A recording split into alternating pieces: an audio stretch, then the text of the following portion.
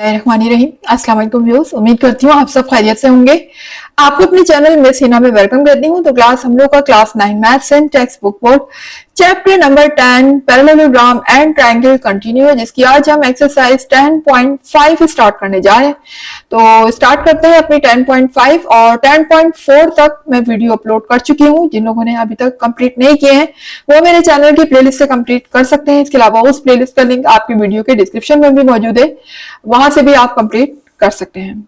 तो चलिए फिर स्टार्ट करते हैं एक्सरसाइज 10.5।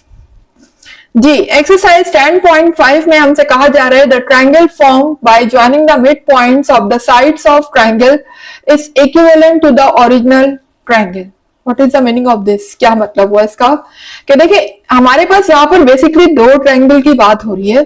ठीक है, एक वो ट्रायंगल है जिसके मिड पॉइंट को ज्वाइन करने पर एक और ट्रायंगल हमें मिल रहा है, और ये वाला जो ट्रायंगल है ये एक बिग ट्रायंगल है और ये स्मॉल ट्रायंगल आपको नजर आ रहा है। ठीक है, तो अब ये कह रहे हैं कि ऐसा ट्रायंगल जो कि इनके मिड पॉइंट को फॉर्म होने के बाद आ रहा है, किसके मिड पॉइंट को?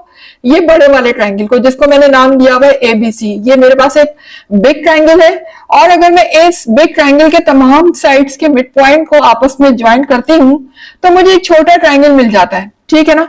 अब वो कह रहे हैं कि ये जब ये हमें एक ट्रायंगल हमें मिल गया, स्मॉल ट्रायंगल जिसको मैंने नाम दिया है डीईएफ का। अब ये जो डीईएफ है और एबीसी है बड़ा ट्रायंगल, ज्वाइंट होने के बाद ये इक्विवेलेंट होना चाहिए बिग ट्रायंगल के। तो क्लास आप जरा सुन लीजिए, यहां पर उन्होंने वर्ड इक्विवेलेंट का यूज किया है, कॉन्ग्रुएंट का वर्ड यूज नहीं किया। बात बच्चे ये समझेंगे कि हमें ये प्रूफ करना है कि ये बिग ट्रायंगल स्मॉल ट्रायंगल के इक्वल है। ठीक है ना, तो ऐसा नहीं है, उन्होंने इक्वल का वर्ड नहीं कहा। इक्वल हो भी नहीं सकते ना, कैसे हो सकते हैं? ये एक बड़ा ट्रायंगल है, ये एक छोटा ट्रायंगल है। ठीक है ना, ये दिखने में तो सेम हो सकते हैं, सिमिलर हम कह सकते हैं, लेकिन ये आपस में कॉन्ग्रुएंट नहीं हो सकते। कॉन्ग्रुएंट का मतलब होता है बिल्कुल एग्जैक्टली एक जैसी शेप, एक जैसा साइज। तो आपको नजर आ रहा होगा ये साइज में एक जैसे नहीं है, तो यहां पर हम कॉन्ग्रुएंट का वर्ड यूज नहीं करेंगे, बल्कि हम किसका वर्ड यूज करेंगे? इक्विवेलेंट का। What is the meaning of equivalent? Equivalent उन्होंने क्यों कहा? तो क्लास आपको याद होगा चैप्टर 9 कॉन्ग्रुएंट ट्रायंगल का जब मैंने इंट्रोडक्शन दिया था, तो उसमें मैंने आपको कॉन्ग्रुएंट और सिमिलर के दरमियान डिफरेंस को बहुत अच्छे तरीके से एक्सप्लेन किया था।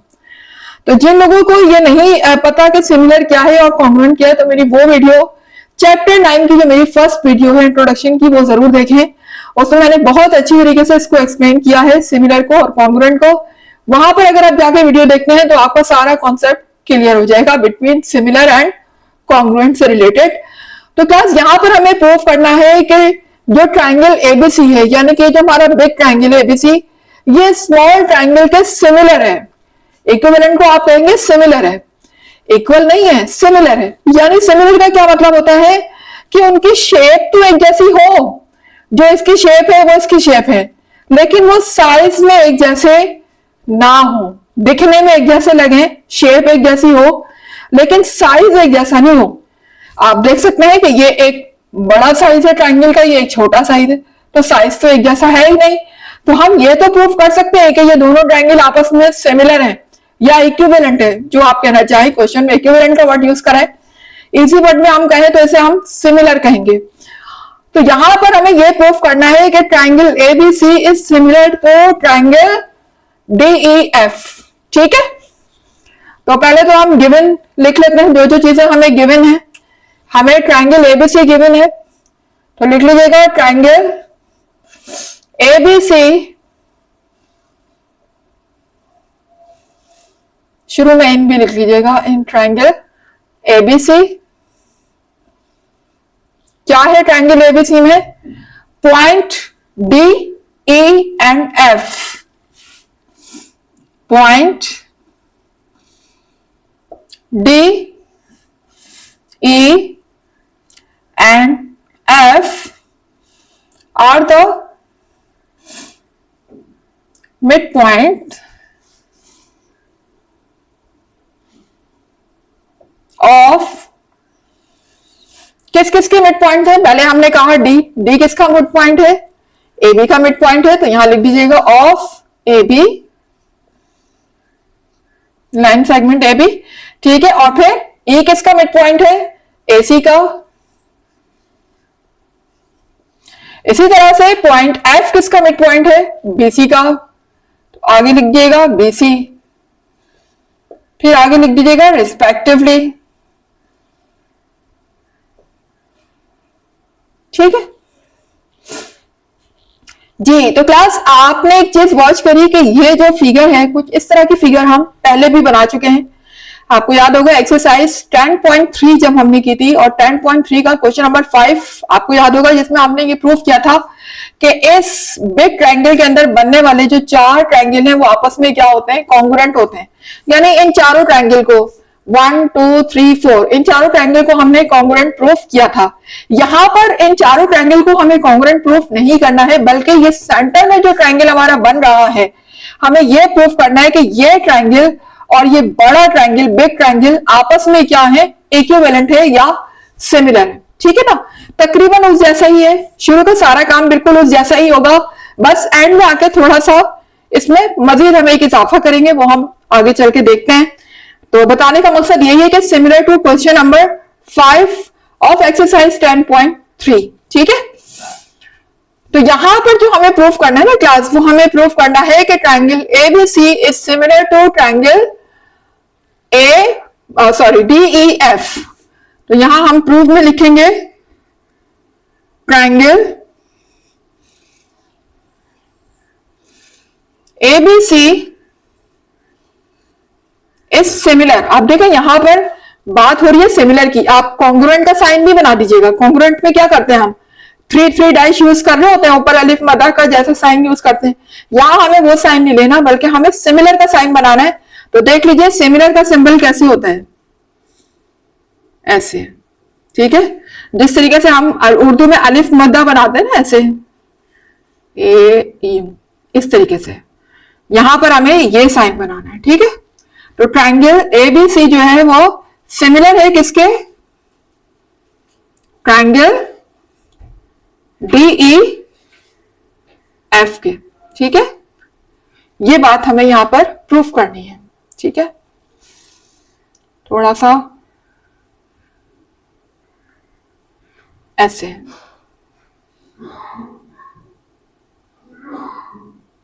ऐसे, इस तरीके से हमने यहां पर साइन बनाना है। तो ये रिप्रेजेंट करता है कि ये क्या है? This is the similar, symbol of similar, ठीक है। जब हमें दो ट्रायंगल को सिमिलर प्रूफ करना हो तो हम ये वाला साइन यूज करेंगे जी। तो क्लास अब देखिए यहां पर आगे कंस्ट्रक्शन तो हमने कुछ नहीं की ना, इसके अंदर जो हमें दिया हुआ था क्वेश्चन में सेम वही फिगर हमारे सामने है। मिड पॉइंट को ज्वाइन करने के लिए इन्होंने कहा था, वो हमने कर दिए, ठीक है। लेकिन हमने अपनी तरफ से इसमें कुछ भी ड्रॉ नहीं किया, कुछ भी इजाफा नहीं किया, तो लिहाजा हम कंस्ट्रक्शन में कुछ भी नहीं लिखेंगे, ठीक है। बस 2 कॉलम बना लेंगे, स्टेटमेंट और रीजन का। तो अब देखिए स्टेटमेंट और रीजन का जब हम बनाएंगे कॉलम, तो सबसे पहले हम देखेंगे ट्रायंगल एबीसी में। तो लिखिएगा in triangle ABC, in triangle ABC. Triangle ABC में अगर हम देखें तो ये जो लाइन आपको डीई बनती हुई नजर आ रही है, क्या कर रही है? ये ट्रायंगल एबीसी के 2 साइड्स को ज्वाइन कर रही है। कौन सी 2 साइड्स? एक एबी और दूसरी बीसी। और इनके क्या है? ये मिड पॉइंट है। ये बात अभी अभी हमने ऊपर लिखी, गिवन में लिखी कि डी और ई क्या है? मिड पॉइंट है, मिड पॉइंट है। जब किसी ट्रायंगल के मिड पॉइंट्स को आपस में ज्वाइन किया जाता है, या ट्रायंगल की साइड्स जो है, जो 2 साइड्स हैं उनके मिड पॉइंट्स को आपस में जब हम ज्वाइन करते हैं, तो जो लाइन हमें मिलती है वो क्या होती है? उस ट्रायंगल की थर्ड साइड। देखिए ये तो 2 साइड होगी ना जिनको हमने ज्वाइन किया। ट्रायंगल की थर्ड साइड कौन सी हो गई? ये वाली बीसी लाइन। तो इस बीसी लाइन की ये वाली लाइन हाफ भी होती है और इस लाइन के पैरेलल भी होती है। 2 बातें होती हैं, ये वाली लाइन इस पूरी लाइन का हाफ भी होती है और इस पूरी लाइन के पैरेलल भी होती है, ठीक है। ये बात हम शुरू से बोलते भी आ रहे हैं और प्रूव भी करी है हमने अपने क्वेश्चन में। तो यहां पर हम ये लिखेंगे कि DE is parallel to BC। ये जो लाइन है DE किसके पैरेलल है? BC के।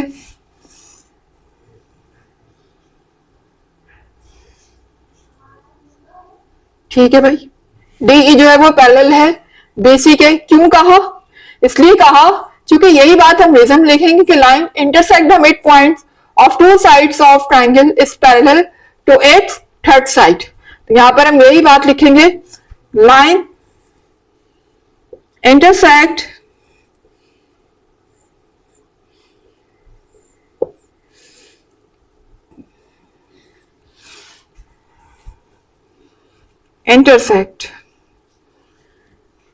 midpoint of two sides of triangles, ठीक है ना। ट्राइंगल की दो साइड के मिड पॉइंट्स को जो लाइन इंटरसेक्ट करती है वो क्या होती है, ट्राइंगल के थर्ड साइड के पैरेलल होती है, ठीक है। यहां पर लिखेंगे of triangle is parallel to it's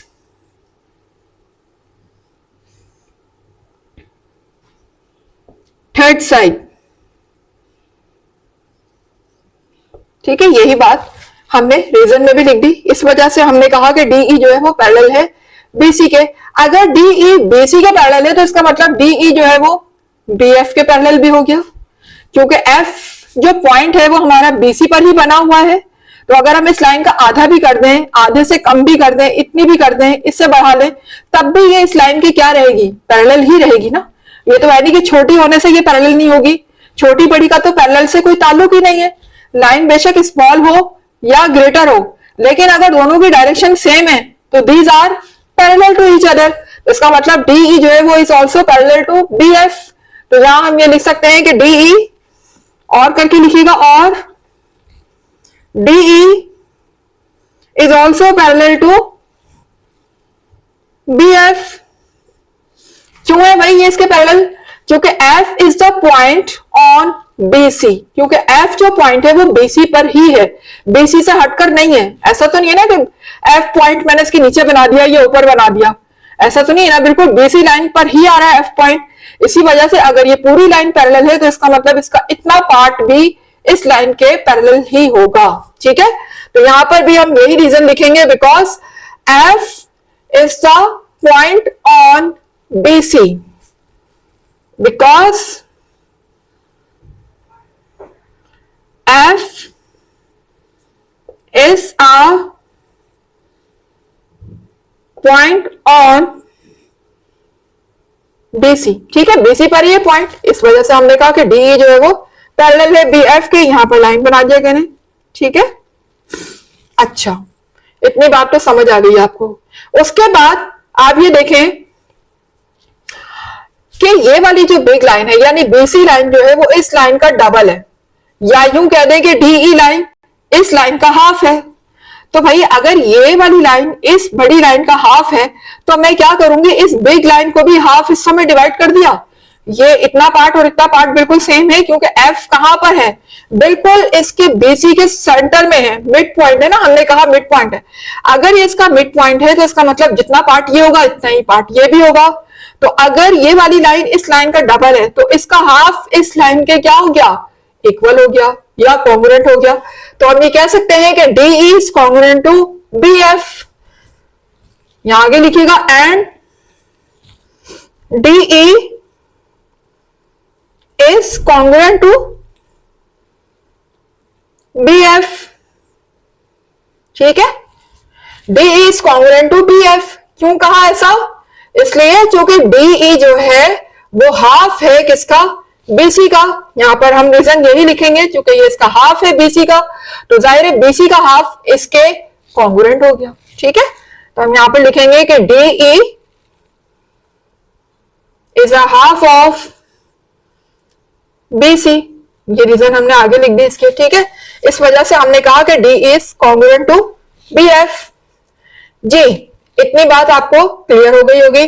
अच्छा, अब आप ये देख सकते हैं क्लास, हमने देखा कि हमने जो है इस लाइन को इस लाइन के पैरेलल भी प्रूफ करा और हमने इस लाइन को इसके कॉन्ग्रुएंट भी प्रूफ कर दिया। तो इसका मतलब अगर ये लाइन आपस में कॉन्ग्रुएंट भी है, पैरेलल भी है, तो ये एक पैरेललोग्राम हो गया। कौन सा पैरेललोग्राम हो गया, BDEF। BDEF एक पैरेललोग्राम हो गया। ये बात हमने प्रूफ कर दी कि ये एक पैरेललोग्राम है। कैसे प्रूव हो गई? क्योंकि इनकी अपोजिट साइड को हमने पैरेलल और कॉन्ग्रुएंट प्रूव कर दिया। तो पैरेललोग्राम के लिए इतना काफी है कि अगर हम उसकी अपोजिट साइड के एक पेयर को प्रूव कर देते हैं कि वो पैरेलल भी है और कॉन्ग्रुएंट भी है, तो उससे ये बात प्रूव हो जाती है कि that figure is a parallelogram. ठीक है, तो इसका मतलब ये हो गया कि BDEF जो है वो एक पैरेललोग्राम है। हेंस आगे लिखिएगा, hence BDEF is a parallelogram. ठीक है, ये बात प्रूव हो गई कि BDEF पैरेललोग्राम है। कैसे प्रूव हो गई भाई? क्योंकि इनकी अपोजिट साइड्स को हमने कह दिया कि वो पैरेलल भी है और आपस में कॉन्ग्रुएंट भी है। ये हमने कहा ना, DE पैरेलल भी है और DE जो है वो BF के कॉन्ग्रुएंट भी है। तो यहां हम लिख देंगे opposite sides are parallel and congruent to each other. ठीक है, एक दूसरे के पैरेलल भी है और एक दूसरे के कॉन्ग्रुएंट भी है, इसलिए हमने कहा कि BDEF क्या हो गया? एक पैरेललोग्राम हो गया। ठीक है क्लास। अब जी, तो क्लास जब हमने ये बात प्रूफ कर दी कि ये क्वाड्रिलेटरल एक पैरेललोग्राम है, तो आपको पता है कि जब अपोजिट साइड्स को हम मिलाते हैं, पैरेललोग्राम की अपोजिट साइड्स है ना, D और F, तो जब इनकी अपोजिट साइड्स को ज्वाइन करते हैं तो हमें क्या मिलता है? डायगोनल मिलता है। और डायगोनल हमेशा कहां से पास आउट होता है? उस पैरेललोग्राम के बिल्कुल मिड पॉइंट से पास आउट होता है। अगर ये इसके मिड पॉइंट से गुजर रहा है तो इसका मतलब ये इस पार्ट को बिल्कुल हाफ हाफ पार्ट में डिवाइड कर रहा होगा। तो इसका मतलब हम ये कह सकते हैं, अगर ये दोनों पार्ट आपस में हाफ हाफ हैं तो ये एक ट्रायंगल बन गया, ये एक ट्रायंगल बन गया, तो दोनों ट्रायंगल आपस में क्या हो गए? कॉन्ग्रुएंट हो गए। तो हम ये कह सकते हैं कि triangle BDF is congruent to triangle DEF के। ये आपस में क्या है? कॉन्ग्रुएंट है। तो मैं ये कह देती हूं, triangle BDF is congruent to triangle DEF। ठीक है, ऐसा क्यों कहा मैंने? इसलिए कहा क्योंकि डायगोनल की वजह से, क्योंकि डायगोनल क्या कर रहा है? Diagonal divides the parallelogram into two congruent triangle. तो यहां पर हम रीजन यही लिखेंगे कि डायगोनल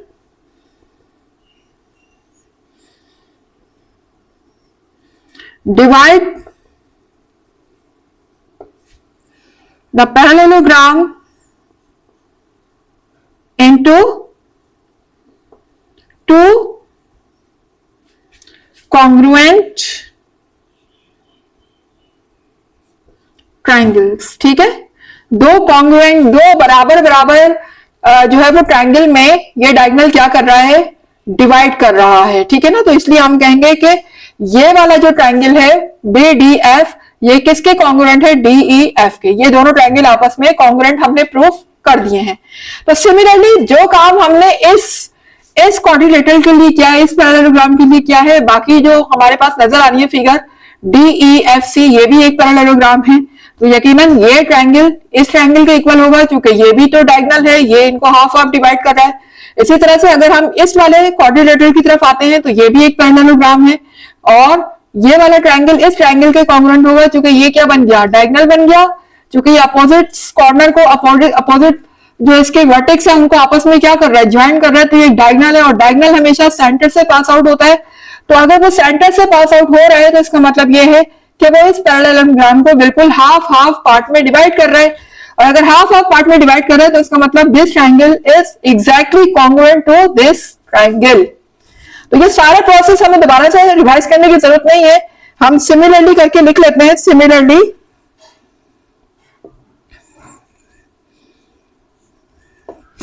जी, मैं किस क्वाड्रिलेटरल की बात कर रही हूं? यहां पर इस वाले क्वाड्रिलेटरल की बात कर रही हूं कि DEFC सिमिलरली DEFC और दूसरा क्वाड्रिलेटरल कौन सा हो गया? ADEF and ADEF EF are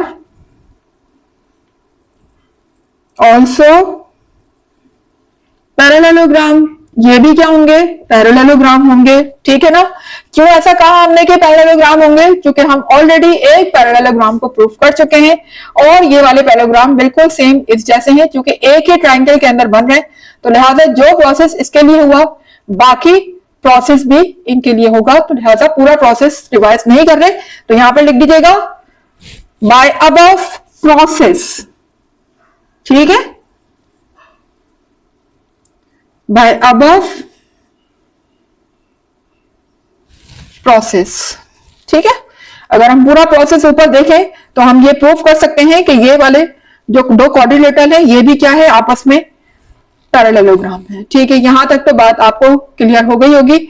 उसके बाद अगर ये दो भी आपस में पैरेललोग्राम हैं तो इसका मतलब ये हो गया कि ये इसका डायगोनल हो गया इस वाले पैरेललोग्राम का और ये इसका डायगोनल हो गया।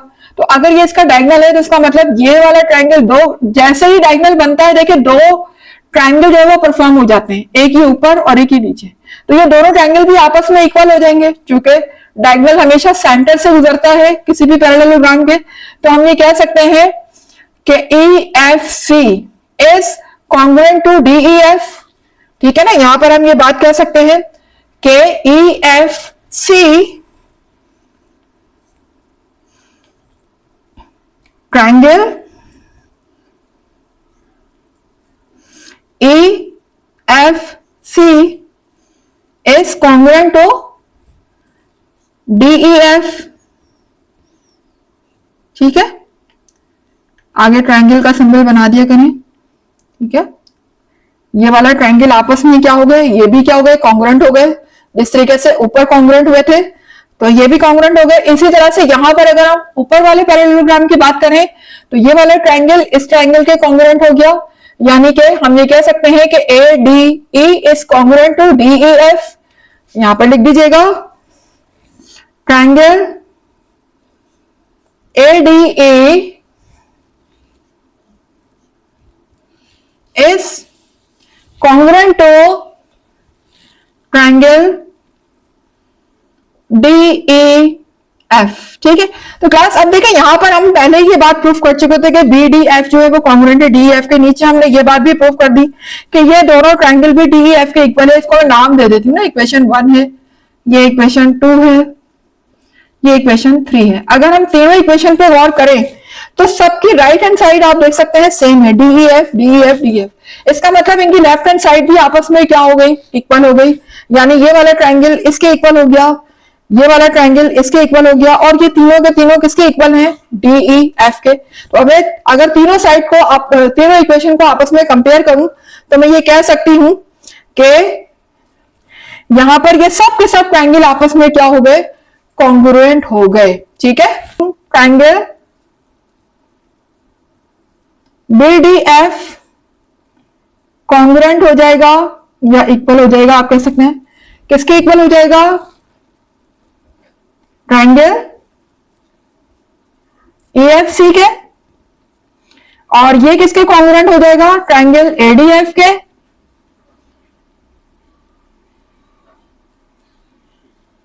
ठीक है, और ये तीनों ट्रायंगल किसके कॉन्ग्रुएंट है, ट्रायंगल DEF के। तो यहां पर हम ये कह सकते हैं कि ये तीनों के तीनों किसके कॉन्ग्रुएंट है, ट्रायंगल DEF। तो इस तरह से ये बात हमने प्रूफ कर दी कि चारों ट्रायंगल क्या है, ये आपस में कॉन्ग्रुएंट है, ठीक है ना। और यहां पर रीजन में हम क्या लिखेंगे, तीनों इक्वेशन को चूंकि हमने आपस में कंपेयर किया है, तीनों इक्वेशन को देखा है, तो यहां पर लिखिएगा फ्रॉम इक्वेशन, तीनों इक्वेशन से लिया गया है, लिखिएगा फ्रॉम इक्वेशन 1, 2 एंड 3, ठीक है। तीनों इक्वेशन से हमने ये बात प्रूफ कर दी है कि ये चारों ट्रायंगल आपस में कॉन्ग्रुएंट है, ठीक है। लेकिन क्वेश्चन में हमसे ये बात नहीं कही गई थी कि हम ये प्रूफ करें कि ये चारों ट्रायंगल आपस में कॉन्ग्रुएंट है। क्वेश्चन में तो ये बात कही नहीं गई थी, ना ही हमसे प्रूफ करने के लिए कहा गया। हमसे प्रूफ करने के लिए क्या कहा गया था, हमसे ये कहा गया था कि जो ट्रायंगल बन रहा है इनके मिड पॉइंट्स को ज्वाइंट होने के बाद ये वाला DEF, ये एक बिग ट्रायंगल यानी जो ओरिजिनल ट्रायंगल है हमारा ABC, इसके सिमिलर होना चाहिए। तो अभी इसको फर्दर आगे सॉल्व करते हैं हम। जी तो क्लास यहां पर हमने ये बात प्रूफ कर दी कि ये जितने भी ट्रायंगल फॉर्म हो रहे हैं इस एबीसी के अंदर, ये सब के सब आपस में क्या है, कॉन्ग्रुएंट है। ठीक है, तो लेकिन हमें आगे प्रूफ करने के लिए कुछ और कहा गया है। हमें ये सिर्फ इस सेंटर वाले ट्रायंगल को प्रूफ करना है कि ये बिग ट्रायंगल के क्या है, सिमिलर है। तो क्लास उसके लिए अब हम करते ये हैं कि बारी बारी दो दो ट्रायंगल को कंपेयर करते हैं, क्योंकि अब हमने ये प्रूफ कर दिया है कि ये ट्रायंगल इस ट्रायंगल के कॉन्ग्रुएंट है। तो अब हम इन दोनों ट्रायंगल को ऑब्जर्व करते हैं, ठीक है ना। तो लिखिएगा in triangle BDF and DEF, in triangle BDF and triangle DEF को अगर हम देखें तो क्लास देखें ये बात तो प्रूव हो चुकी है कि ये ट्रायंगल आपस में क्या है, इक्वल है या कॉन्ग्रुएंट है। ये बात हम ऑलरेडी ऊपर प्रूव कर चुके हैं। अब जरा गौर कीजिएगा, अगर ये ट्रायंगल इस ट्रायंगल के कॉन्ग्रुएंट है तो क्या ये जो एंगल आपको नजर आ रहा है इस एंगल के इक्वल नहीं होगा? भाई कैसे? क्योंकि ये जो बीच में जो आपको लाइन नजर आ रही है गुजरती हुई, ये दोनों ट्रायंगल के लिए क्या है, कॉमन है ना। दोनों ट्रायंगल के लिए कॉमन है, यानी इसके लिए भी और इसके लिए भी, दोनों के लिए क्या हो गई, इक्वल हो गई। BDF के लिए भी और DEF के लिए भी। तो अगर ये लाइन इन दोनों के लिए कॉमन है तो इनसे बनने वाले जो अपोजिट एंगल होंगे these are also congruent to each other. इसका मतलब ये हो गया कि एंगल B जो है वो एंगल A के इक्वल हो जाएगा। ऐसा ही है ना। तो यहां पर हम यही लिखेंगे कि angle B is congruent to angle A। Angle B is congruent to angle A। ठीक है, ये दोनों एंगल भी क्या हो गए, आपस में कॉन्ग्रुएंट हो गए। ठीक है, ऐसे क्यों कहा हमने? Because opposite angle of same side of congruent triangle की वजह से हमने ऐसा कहा कि अगर ये दोनों कॉन्ग्रुएंट है ट्रायंगल तो इनकी जो साइड है वो चूंकि सेम है, ठीक है ना। दोनों की साइड क्या है, ये वाली, ये DF लाइन जो है ये दोनों ट्रायंगल के लिए सेम है ना। इस वजह से इनसे बनने वाले जो अपोजिट एंगल होंगे वो भी क्या होंगे, आपस में सेम होंगे या इक्वल होंगे। तो यही बात आप रीजन में लिख दीजिए, opposite angle of same side of congruent triangle. Opposite angle of same side of congruent triangles. ठीक है, ट्रायंगल्स तो हम ऑलरेडी पहले ही कॉन्ग्रुएंट कह चुके थे, अब हम सिर्फ उनके एंगल को आपस में कंपेयर कर रहे हैं। ठीक है, यहां पर हमने इस ट्रायंगल को और इस ट्रायंगल को कंपेयर किया। अब हम इस वाले ट्रायंगल को और इस वाले ट्रायंगल को कंपेयर कर लेते हैं। तो आगे लिखिएगा ट्रायंगल, ये वाला ट्रायंगल क्या नाम देंगे इसको, EFC। एंड ट्रायंगल DEF में अगर हम देखें, देखिएगा इन ट्रायंगल EFC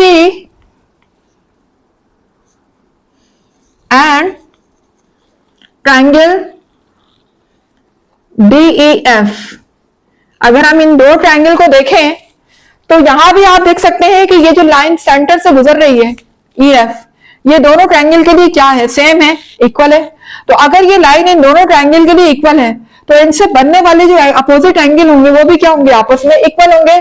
तो हम ये कह सकते हैं कि एंगल D जो है वो इक्वल होगा किसके, एंगल C के। क्यों है? क्योंकि इनकी जो अपोजिट साइड है वो आपस में क्या है, इक्वल है, एक ही है, कॉमन है, कॉमन साइड है दोनों ट्रायंगल के लिए। तो इनके जो अपोजिट एंगल होंगे वो भी आपस में क्या होंगे, इक्वल होंगे, कॉन्ग्रुएंट होंगे। तो हम ये कह सकते हैं angle C is congruent to angle D। Angle C is congruent to angle D। Reason क्या होगा, रीजन बिल्कुल सेम यही होगा जैसे कि आपने ऊपर लिखा है कि opposite angle of same side of congruent triangle. ठीक है, सेम यही रीजन आप नीचे लिख दीजिए, अपोजिट एंगल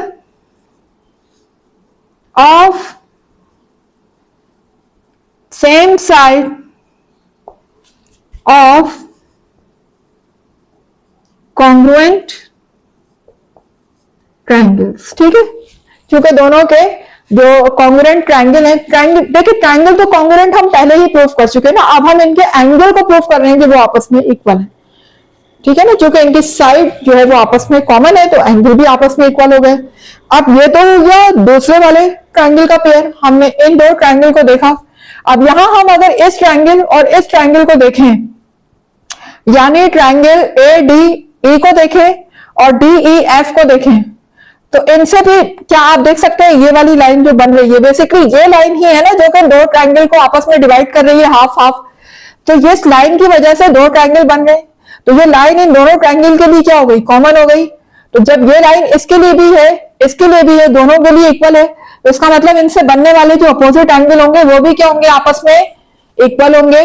जहां हम ये कह सकते हैं कि angle F is equal to angle A. ठीक है, तो यहां पर हम लिख लेते हैं ये बात, in triangle ADE and triangle DEF।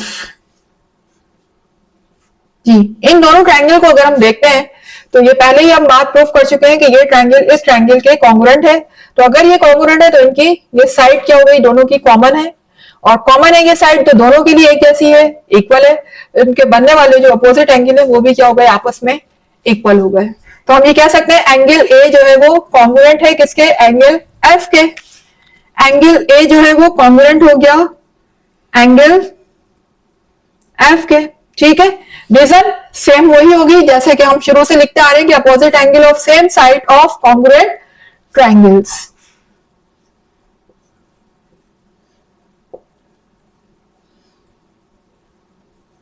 opposite angles of same side of congruent triangles। ठीक है, यही हमने रीजन इसके लिए भी लिख दिया जी। तो अब हमने क्या किया कि तमाम ट्रायंगल्स को आपस में कंपेयर किया, तो हमें पता चला कि एंगल बी जो है वो इक्वल है एंगल ई के, एंगल सी इक्वल है एंगल डी के, और एंगल ए इक्वल हो गया एंगल एफ के। जी, तो क्लास इतनी बात आपको उम्मीद है कि समझ आ गई होगी। अब अगर हम ये एक बड़ा ट्रायंगल जो हमारे सामने मौजूद है, ओरिजिनल ट्रायंगल जिसको हम कहेंगे ए बी सी, इस ट्रायंगल को और इस स्मॉल ट्रायंगल को जो कि मिड पॉइंट से ज्वाइंट होने के बाद हमें मिला है, इन दोनों ट्रायंगल को जब हम कंपेयर करते हैं तो देखें क्या चीजें सामने आती हैं। अब लिखिएगा in triangle A B C, in triangle ABC and, या कंपेयर के लिए हम ये वाला साइन भी यूज कर सकते हैं। अगर हम इन दोनों ट्रायंगल को कंपेयर करें, कौन से ट्रायंगल को, DEF को, ट्रायंगल DEF को। बेसिकली हमें इन दो ट्रायंगल के दरमियान ही आपस में रिलेशन को देखना है, जब भी हम ये बात प्रूफ कर सकते हैं कि ये जो बिग ट्रायंगल है ABC, जो ओरिजिनल ट्रायंगल है, वो मिड पॉइंट से बनने वाले ट्रायंगल के एग्जैक्टली क्या है, सिमिलर है। ठीक है, यही बात हमें क्वेश्चन में प्रूफ करनी है। तो क्लास अगर हम ये ट्रायंगल एबीसी और डीईएफ को देखें तो ये बात हम पहले ही कह चुके हैं कि एंगल ए जो है वो कॉन्ग्रुएंट है एंगल एफ के। तो देखिए एंगल ए कहां बन रहा है, इस बड़े ट्रायंगल में बन रहा है, ट्रायंगल एबीसी में बन रहा है एंगल ए, और एंगल एफ किसके अंदर बन रहा है, इस छोटे वाले ट्रायंगल के अंदर बन रहा है, यानी कि डीईएफ के अंदर, जो कि मिड पॉइंट से ज्वाइंट होने के बाद आ रहा है ट्रायंगल। तो हम ये प्रूफ कर चुके हैं ना ये बात, एंगल ए किसके इक्वल है, एंगल एफ के। एंगल ए किसके कॉन्ग्रुएंट है, एंगल एफ के। इसी तरह से एंगल बी किसके कॉन्ग्रुएंट है, एंगल ई के। ये बात भी हमने अभी अभी आपके सामने प्रूफ करी कि एंगल बी जो है वो कॉन्ग्रुएंट है किसके, एंगल ई के।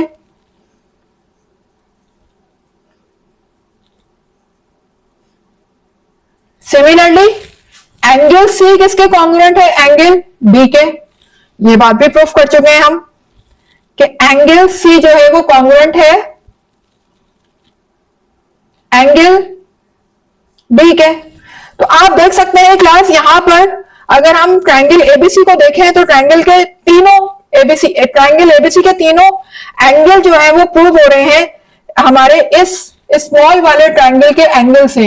यानी कि ये वाला एंगल इसके इक्वल है, ये वाला एंगल इसके इक्वल है, ये वाला एंगल इसके इक्वल है। तो इसका मतलब ये हो गया कि अगर हमने ये बात प्रूव कर दी कि जो ओरिजिनल ट्रायंगल है और जो उनके मिड पॉइंट से बनने वाला ट्रायंगल है, उनके आपस में एंगल क्या है, आपस में क्या है, एंगल कॉन्ग्रुएंट है।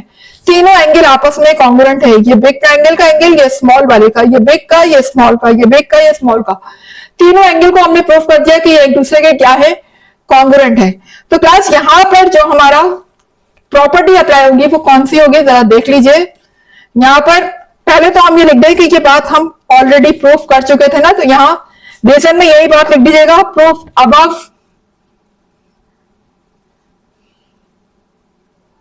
यहां भी ये बात भी ऊपर प्रूफ हो गई थी, तो यहां भी लिख दीजिए प्रूफ अबव। ऑलरेडी ये बात हम ऊपर से प्रूफ करते आ रहे थे, इन दोनों एंगल को हम पहले ही प्रूफ कर चुके थे, बस अब हमें कंपेयर सिर्फ इस ओरिजिनल ट्रायंगल को और इस बीच वाले सेंटर वाले ट्रायंगल को कंपेयर करना था, इसलिए हमें इस एंगल को दोबारा से मेंशन करना पड़ा। यहां भी ये बात लिख दीजिए प्रूफ अबव जी। तो क्लास दोनों ट्रायंगल को हमने कंपेयर किया और हमने देखा कि इनके एंगल्स जो है वो आपस में क्या हो गए, कॉन्ग्रुएंट हो गए। तीनों एंगल्स को हमने प्रूफ कर दिया, इस ट्रायंगल के भी तीनों एंगल को और इस ट्रायंगल के भी तीनों एंगल को हमने प्रूफ कर दिया कि ये आपस में क्या है, कॉन्ग्रुएंट है। तो क्लास जब हम किसी भी दो ट्रायंगल के तीन ट्रायंगल को प्रूफ कर दें, तीन एंगल को प्रूफ कर दें कि वो आपस में कॉन्ग्रुएंट है, तो उससे ये बात प्रूफ हो जाती है कि वो दोनों ट्रायंगल जो हैं, यानी कि ओरिजिनल ट्रायंगल और ये सेंटर में जो ट्रायंगल हमारा बना है, ये आपस में क्या है, सिमिलर है। क्लास मैंने बार बार वर्ड यूज किया है सिमिलर का, यहाँ इक्वल का या कॉन्ग्रुएंट का वर्ड यूज नहीं करना है। ना ही उन्होंने ये बात प्रूफ करने के लिए कही है हमें कि आप ये प्रूफ करें कि ये ट्रायंगल इसके कॉन्ग्रुएंट है। This is not a congruent, this is a similar. कि ये सिमिलर है, दिखने में एक जैसे हैं, शेप एक जैसी है, लेकिन इनका साइज डिफरेंट है। ठीक है, तो सिमिलर का यही मतलब होता है। तो हमने ये बात प्रूफ करी है कि ये ट्रायंगल आपस में क्या है, सिमिलर है। तो हम ये कह सकते हैं कि क्योंकि तीनों के एंगल इक्वल हो गए, तो ये तीनों ट्रायंगल आपस में सिमिलर प्रूफ हो जाते हैं। सॉरी, दोनों ट्रायंगल आपस में सिमिलर प्रूफ हो जाते हैं। तो हम ये कह सकते हैं triangle ABC is similar to triangle DEF। ठीक है, दोनों ट्रायंगल आपस में क्या है, सिमिलर है। यही बात हमसे प्रूफ करने के लिए कही गई थी, यही बात हमने यहाँ पे प्रूफ कर दी।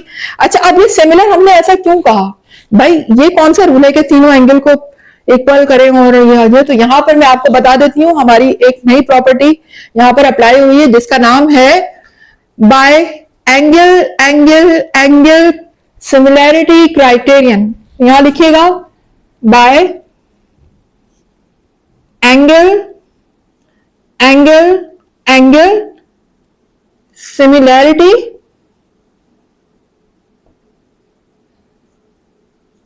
ठीक है,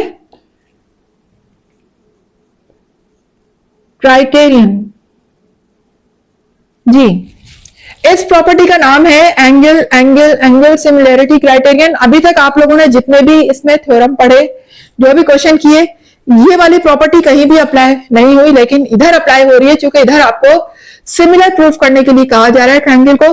तो जहां पर हमें दो ट्रायंगल को सिमिलर प्रूफ करना हो, ये प्रॉपर्टी वहां अप्लाई होती है। ठीक है, हम उन दो ट्रायंगल के तीनों एंगल को इक्वल प्रूफ कर देते हैं, तो हमारी ये बात प्रूफ हो जाती है कि वो दोनों ट्रायंगल आपस में सिमिलर है। तो यहाँ पर हमने इस वाली प्रॉपर्टी को प्रूफ कर दिया है। ये हमारी कहलाती है बाय एंगल सिमिलैरिटी क्राइटेरियन। तो क्लास यहाँ पर मेरा क्वेश्चन नंबर 1 हो चुका है कंप्लीट, एक्सरसाइज 10.5 का। उम्मीद है कि आपको समझ आया होगा, और अगर समझ आया है, वीडियो पसंद आ रही है, कॉन्सेप्ट क्लियर हो रहे हैं, तो फिर मेरी वीडियो को लाइक जरूर कीजिएगा, चैनल को भी सब्सक्राइब कर दीजिए, बेल आइकन को हिट कीजिएगा, ताकि हर नई आने वाली वीडियो का नोटिफिकेशन आपको टाइम पर मिलता रहे। इसके अलावा जितना ज्यादा हो सके वीडियोस को शेयर किया करें अपने क्लास फेलोज में, रिलेटिव्स में, ठीक है, अपने फ्रेंड्स में, जितना भी ज्यादा हो सके। मुझे दीजिएगा इजाजत, इंशाल्लाह मिलते हैं इसके नेक्स्ट क्वेश्चन के साथ। जब तक के लिए अल्लाह हाफिज।